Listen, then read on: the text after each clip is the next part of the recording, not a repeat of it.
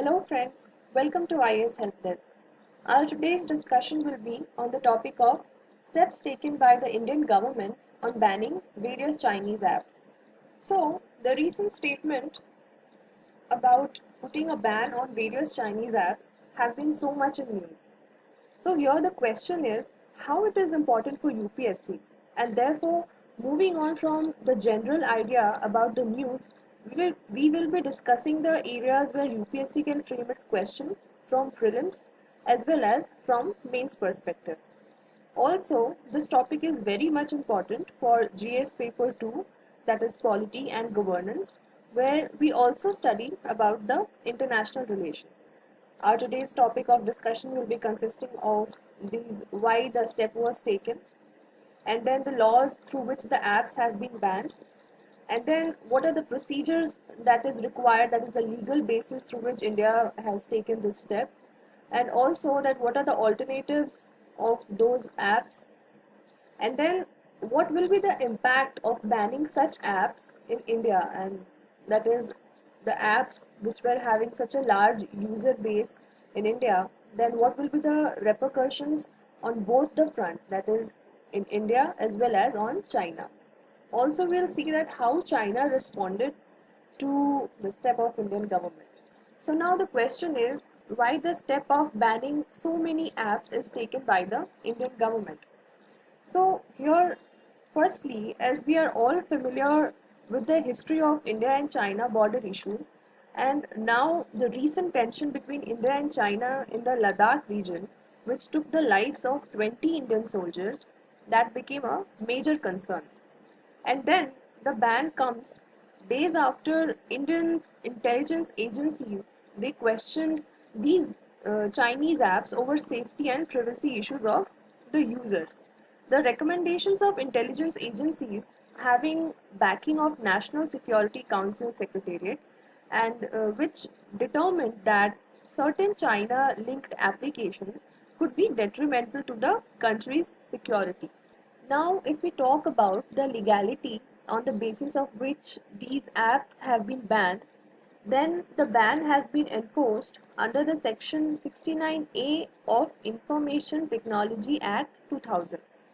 So, this act offers power to issue directions for blocking for public access of any kind of information through any computer source which is imposing threat to the sovereignty and integrity of India, which could also become a threat for defense and security of the country, and then also posing threat to the friendly relations with the foreign states and risking public order in the country. And to prove this stand, the Ministry of Electronics and Information Technology has stated that it has received numerous complaints regarding the misuse of some mobile apps which were stealing and transmitting the user's data, that which means all of my datas and informations are getting transmitted in unauthorized manner, and that too locations outside India. Therefore, all the internet services providers are given a notice of instructions to be followed in blocking these apps. Now let's see what is Section 69A of Information and Technology Act. So, Section 69A of the Information and Technology Act, it was introduced in 2008, which empowers the central government for blocking up the public access of online content in the interest of integrity, sovereignty, as well as defense of the country. Also, keeping in mind the security of the state and the friendly relations with the other country. The detailed procedure of it is mentioned under the Information and Technology Rules. Also, here the important point to be noted is the court as well as the Department of Telecommunication both can issue the orders of blocking to the internet services providers. And now, if we look into the detailed blocking procedure, which is given under the Information Technology Rules 2009, and it mandates that there should be a nodal officer at state level, in union territories, and at central level. This nodal officer will be receiving all the complaints about websites which are putting offensive content and then after the approval of this nodal officer, the complaint will reach to its next level, that is to the designated officer of a committee. This committee will examine further, and the committee here includes the members from the ministries of law and justice, members from home affairs, and also members from certain. So after this procedure, the designated officer can issue the order to block the website, and that too after taking the approval from the Secretary of the Department of Information Technology. Also, here looking into the seriousness of the subject which could arise, the Section 69A of the IT Act, it also have a part for emergency nature. And in this, the designated officer examines the blocking request and submits it to the Secretary of Ministry of Electronics and Information Technology. And in this case, the hearing part is not required. Then, after the interim orders are passed, the designated officer should bring the blocking request before the committee within 48 hours. Then the recommendations of the committee are forwarded to the Secretary of Information Technology, and this Secretary of Information Technology have the final authority to approve the request. So, if I put it briefly, then the applications that are blocked by an interim order will be given an opportunity to present their version before a committee. The committee will consider whether it is justifiable to block them, and then this committee will give a specific recommendation in writing. On receiving those recommendations of the committee, the Secretary of Department of Information Technology will pass the final order as regard to approval of such request. In case the request for blocking is not approved by the Secretary of the Department of Information Technology in his final order, then the interim blocking direction will be revoked. So here in the latest order, which has banned the 59 Chinese apps, is an interim order. This order is an interim order which is under the emergency nature mentioned under the procedural rules which we read above. So now, before moving into the Supreme Court and its verdict part, let me explain you some related acts which will be helpful. So the first term is intermediary. The term intermediary here, it means that any person who on behalf of another person receives, stores or transmits that record or provides any service with respect to that record, and this can include the telecom service providers, search engines, cyber cafes, etc.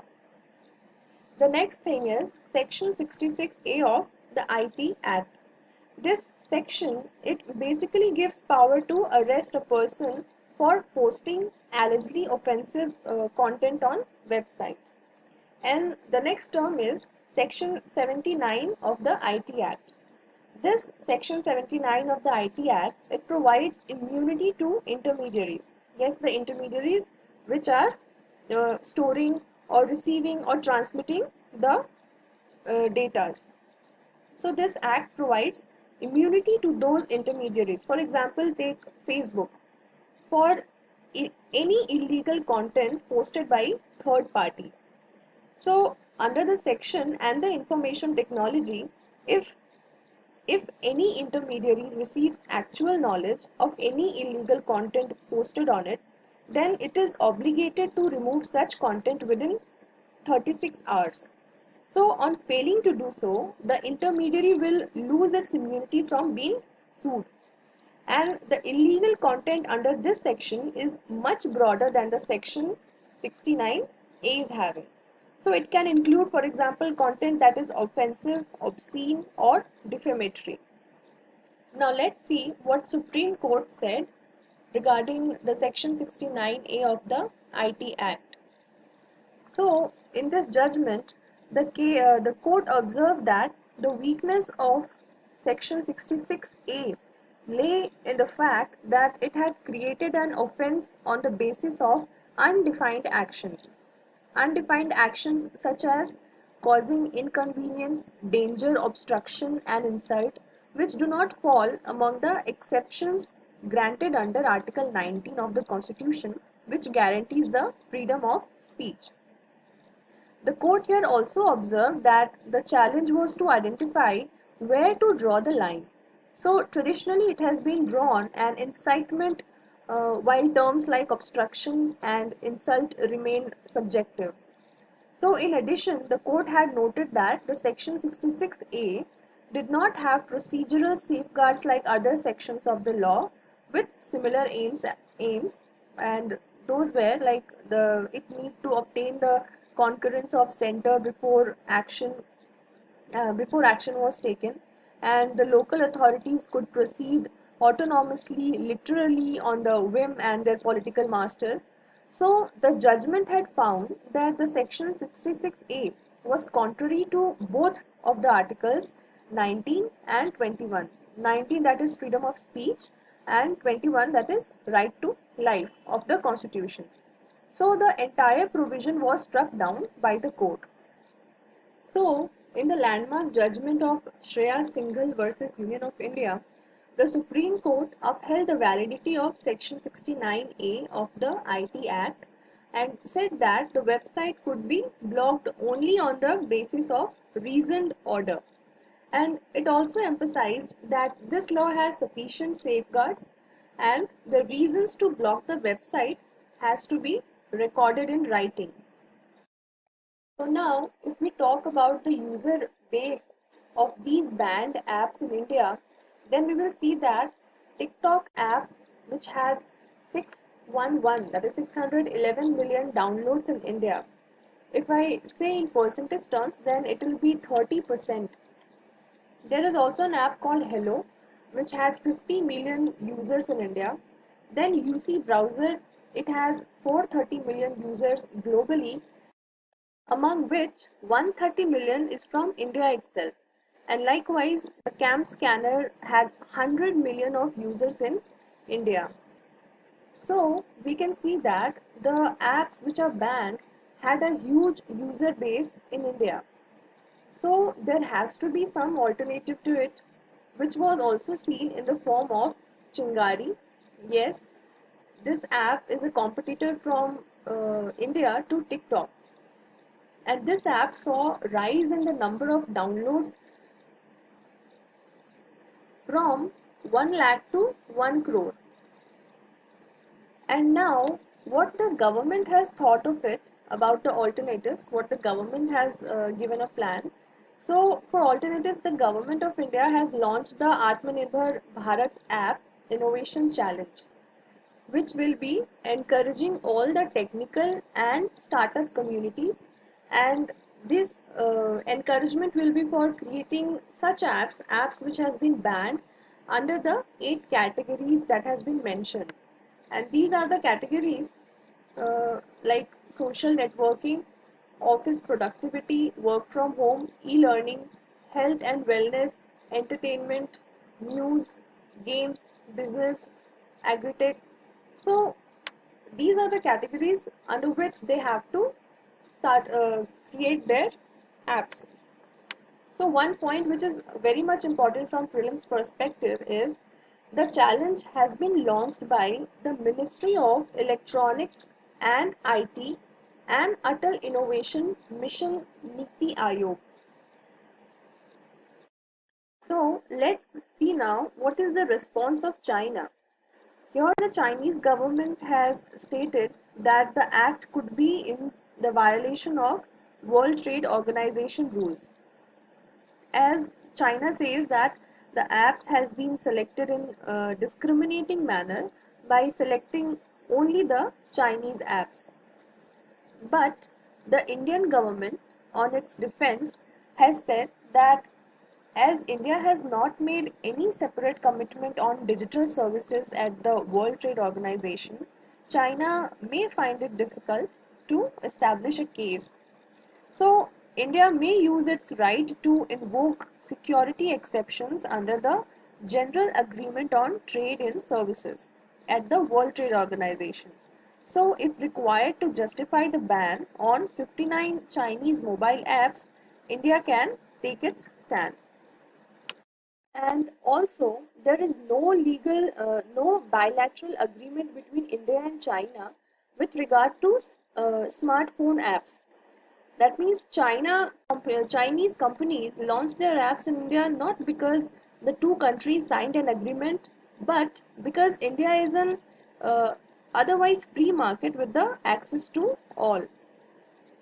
So here, if I summarize, then the China has claimed that the step taken by the Indian government is violating the WTO rules by discriminating against China and also by hitting the large consumer market, and that too negatively.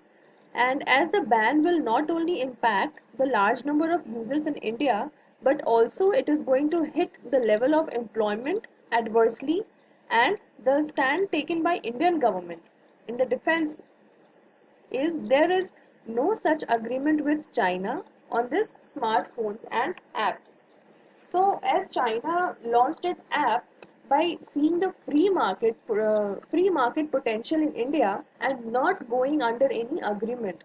Also, India says that the violation what China talks about of World Trade Organization is not satisfactory because as under the World Trade Organization rules itself, it is allowed that any act of companies or their product which is posing threat to the sovereignty to the country, the law of allowing the ban is applicable. Now, let me give you a brief about how strategic is the move by the Indian government and how does it impact China. So, the move comes as an exercise of coercive diplomacy with China among all the tensions standoff in Ladakh. So, the decision has been taken in a specific strategic and national security context.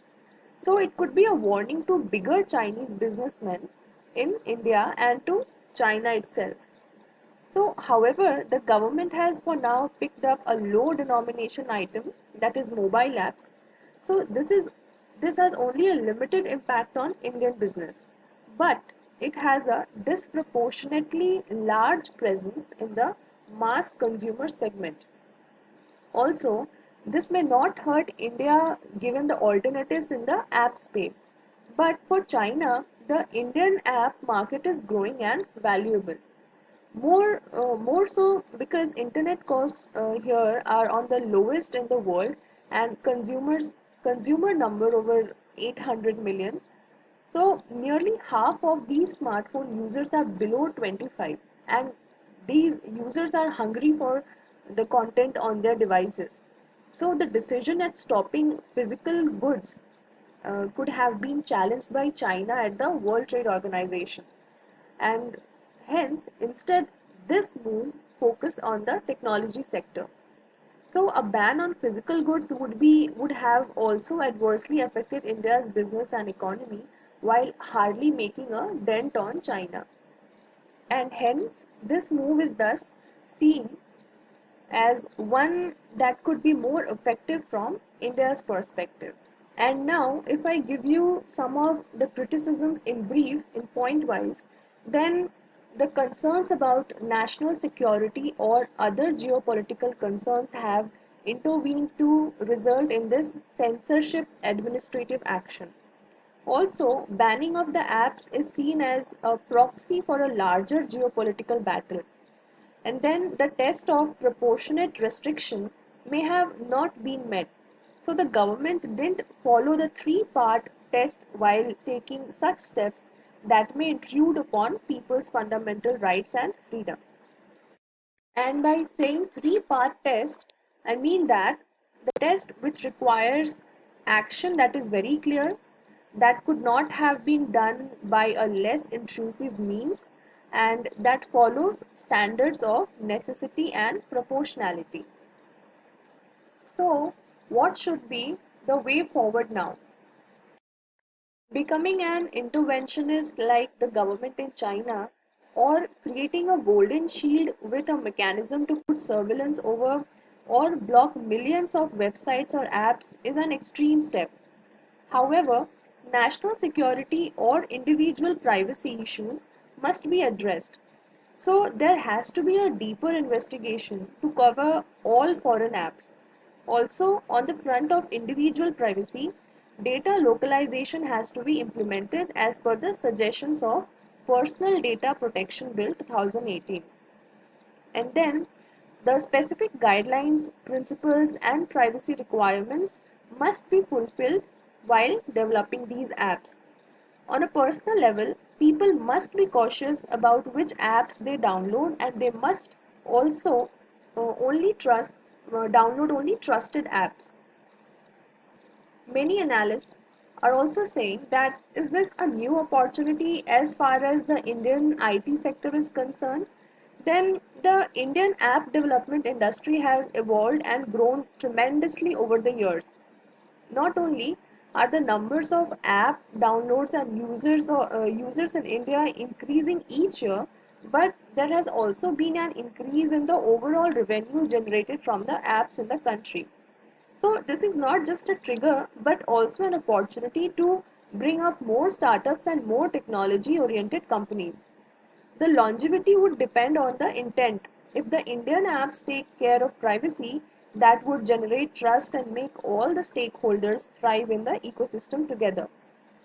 India should also manufacture active pharmaceutical ingredients, as currently 70% to 80% of the imports are from China.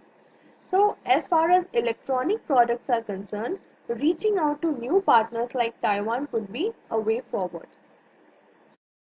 So, friends, this was our today's discussion on the recent ban on 59 Chinese apps by the Indian government.